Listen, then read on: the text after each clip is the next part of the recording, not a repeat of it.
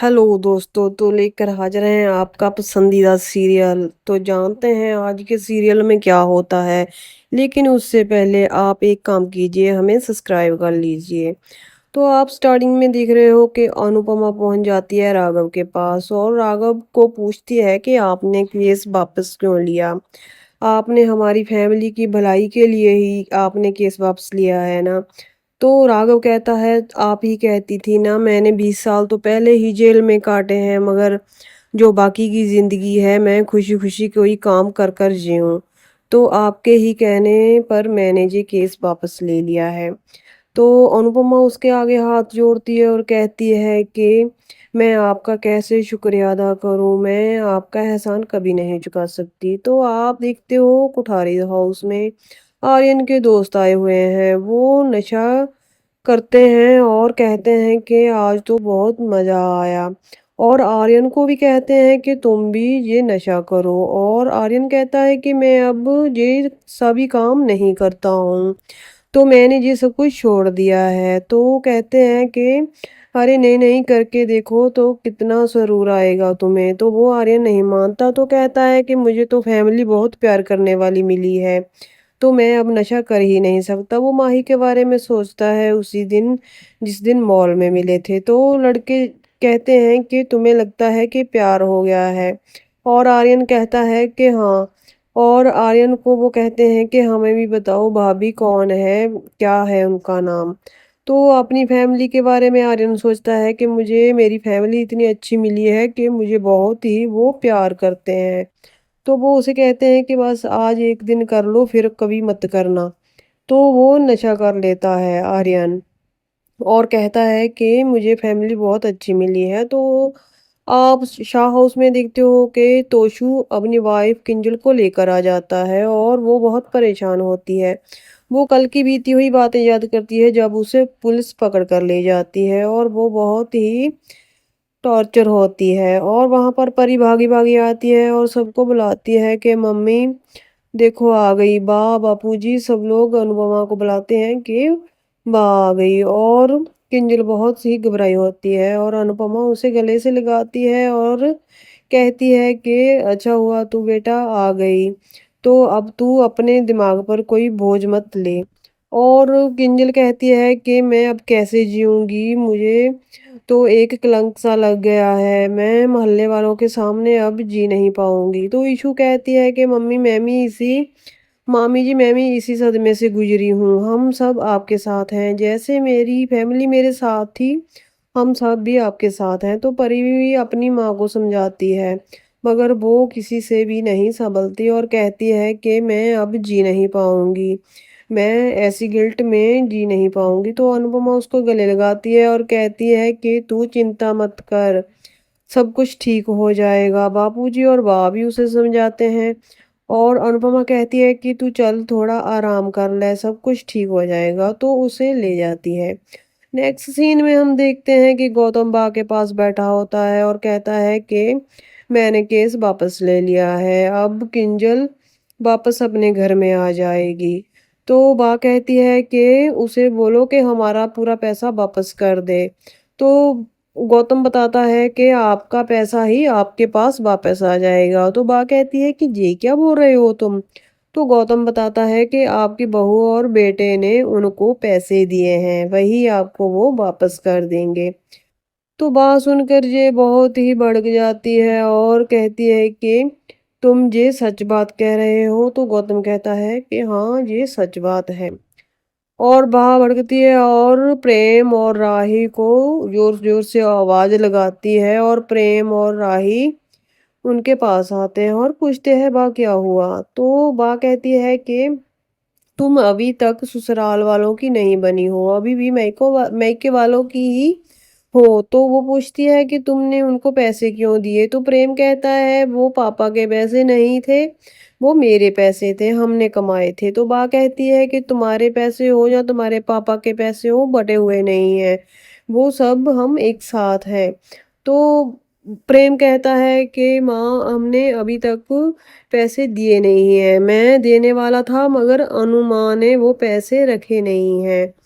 तो बा राही को भी खरी खोटी सुनाती है और वो कहती है कि तुम्हारी माँ ने तुम्हारे साथ इतना कुछ किया मगर तुम फिर भी उससे पीछे नहीं हटी। तो वो कहती है वो मेरी और मम्मी की आपसी बात है। और राही बा से कहती है कि वो हम खुद निपटा लेंगे। और प्रेम कहता है कि जिसने भी आपको ये खबर दी है बिल्कुल आधी अधूरी दी है, पूरी खबर आपको नहीं दी है। तो गौतम प्रेम की ओर देखता है और राही और प्रेम को बा कहती है कि तुमने जो भी किया है वो अच्छा नहीं किया है। तो राही कहती है कि मम बा आप टेंशन मत लीजिए, जो हम करेंगे अच्छा ही करेंगे, इसमें किसी का कोई भी नुकसान नहीं होगा।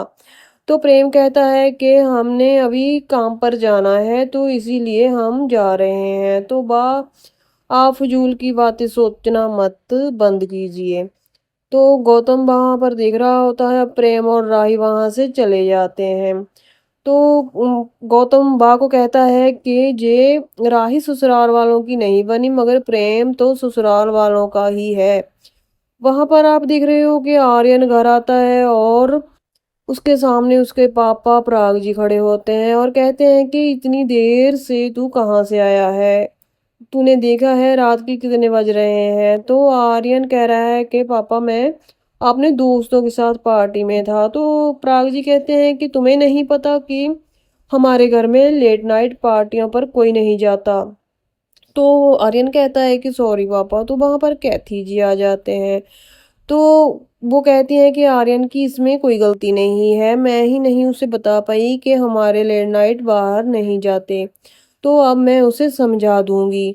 तो प्राग कहता है कि मैं इसका बाप हूँ, मैं अच्छी तरह जानता हूँ।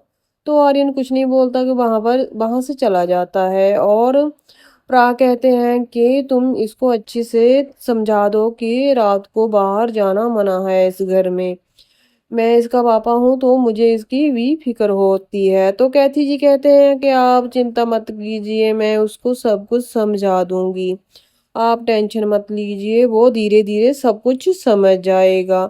तो प्राग कहता है कि अच्छा है तुम समझा देना। तो वहीं पर आप देख रहे हो कि आर्यन जाता है और अपने बेड पर जाकर लेट जाता है और कैथी जी आती हैं और उसके शूज उतारती हैं और उस पर चादर ओढ़ती हैं और उसका ध्यान रखती हैं और उससे बातें करती हैं कि बेटा तुम धीरे धीरे मुझे माँ कहने लग जाओगे, और उसका माथा चूमती है। तो एक दिन ऐसा आएगा कि तू मुझको माँ कहकर बुलाएगा।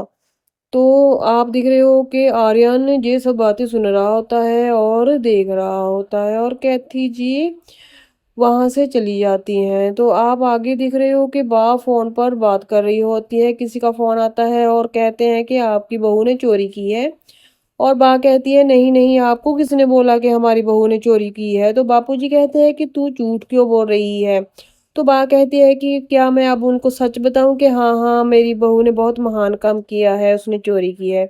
तो तोशु वहां पर आ जाता है और कहता है कि ये सब मेरी वजह से हो रहा है, मैंने ही नहीं किंजल का साथ दिया, जो काम मुझे करने चाहिए थे वो किंजल कर रही है, वो आज तक मैंने कोई भी काम अच्छा नहीं किया। और वो तोशु अपने आप को पीटने लग जाता है और बा कहती है बस चुप कर जा, हम जानते हैं तुमको भी, तू आज सॉरी मांगेगा और फिर कल से यही काम करेगा, तो इससे अच्छा है कि तू सुधर जा। और बापूजी कहते हैं कि एक काम कर, तू किंजल का ध्यान रख। तो वहीं पर अनुपमा किंजल के पास होती है और किंजल बहुत ही डरी सहमी होती है और जेल में हुए सलूक को अपने याद करती है, वो औरतें कैसे उसको टॉर्चर कर रही थी। तो वो अनुपमा को बताती है कि जेल में ऐसा ऐसा सब कुछ मेरे साथ हुआ। और अनुपमा सुनकर भी बहुत चौंक जाती है और उसको बहुत परेशान औरतें कर रही थी। तो किंजल कहती है कि मम्मी अब मैं ऐसा काम कभी नहीं करूंगी कि मुझे वापस जेल में जाना पड़े। तो वो बहुत ही घबराती है और अनुपमा को आप बीती बताती है और अनुपमा भी सुनकर चौंक जाती है और घबरा जाती है। और किंजल अनुमा को यही बार बार कह रही होती है कि मैं अब कैसे जीऊंगी, मैं ऐसे गिल्ट में कैसे जीऊंगी, मैं अब जी नहीं सकती, मैं परी का सामना कैसे करूंगी, मैं तोशु का सामना कैसे करूंगी, वो क्या सोचेगा कि जी जेल में रहकर आई है। तो अनुपमा उसको समझाती है कि ऐसा कुछ भी नहीं होगा, ऐसा तू मत सोच, तू अपने आप को संभाल, सब कुछ ठीक हो जाएगा। मगर किंजल है कि कुछ मानने के लिए तैयार ही नहीं है। वो कह रही है कि मुझसे आखिर ये गलती कैसे हो गई, मैंने कुछ सोचा नहीं ये गलती जब मैंने की। तो वो वहां से भागती है और कहती है कि मैं अपने आप को खत्म कर लूंगी। अनुपमा भी पीछे भागती है और सब लोग वहां पे आ जाते हैं और वो अपनी जान लेने की कोशिश करती है, मगर किसी तरह अनुपमा उसको रोक लेती है और अनुपमा समझाती है कि बेटा तू ऐसा कुछ मत कर, अपनी बच्ची परी के बारे में सोच, तो तू धीरे धीरे सब कुछ ठीक हो जाएगा, तुझे संभलना ही होगा। ऐसा किसी के साथ भी हो सकता है, अगर तूने गलती की है तो उसकी सजा भी तूने पा ली है, तो अब तू ऐसा कुछ मत सोच। तो तोशु भी वहां पर दिख रहा होता है और आगे कुछ हंसी मजाक का सीन आता है कोठारीज हाउस में। कोठारीज हाउस में आम लेकर आते हैं और सब प्रशंसा कर रहे होते हैं आम की, और पराग जी कहते हैं कि ये आम उसी को मिलेगा जो एक टंग ट्विस्टर पास करेगा। तो वहीं पर बादशाह कहता है कि अब तो हमारे घर में आम आम ही होने वाला है, कस्टर्ड में, मिल्क, बादाम में, किसी में भी आम अब आ जाएगा। तो बादशाह की बातें सुनकर सभी लोग हंसते हैं और पराग जी कहते हैं कि जो भी टंग ट्विस्टर बोलेगा मैं उसको आम दूंगा। तो राजा भी कुछ कहता है और बा कहता है कि अब तू भी बोलने लगा, तो को कहता है सॉरी बा। तो प्रेम और आर्यन कहते हैं कि हम टंग ट्विस्टर बोलेंगे, हम टंग ट्विस्टर बोलेंगे। तो वो आगे भागकर आते हैं और मगर जो पराग ने कहा उनसे बोला नहीं जाता। तो वहीं पर दोनों कोशिश करते हैं बोलने की, मगर वो किसी से भी बोल नहीं पाता।